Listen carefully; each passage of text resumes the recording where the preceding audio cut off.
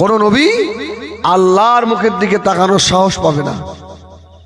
আল্লাহ ওই দিনকে কাহারি মেজাজ নিয়ে আসেন।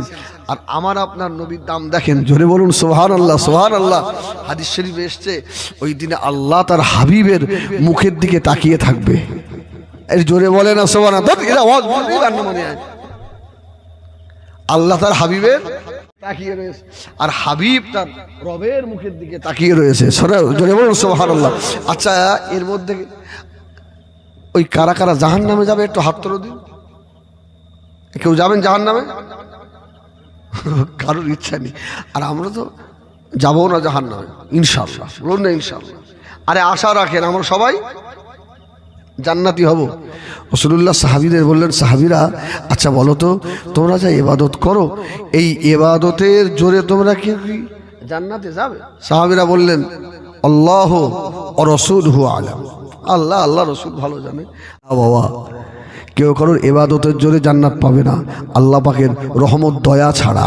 জোরে বলুন সুবহানাল্লাহ।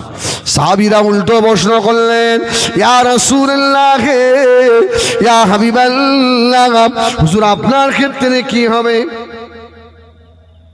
আল্লাহ নবী জবাব দিয়েছিলেন, ও আমার সাহাবীরা শুনে রাখো, আমার ক্ষেত্রেও সেটাই হবে। তবে বাবা, আল্লাহ রাব্বুল আলামিন রহমতের চাদর দিয়ে তার হাবিবকে ঢেকে ফেলেছে। আল্লাহ তার রহমতের চাদর দিয়ে হাবিবকে ঢেকে নিয়েছে।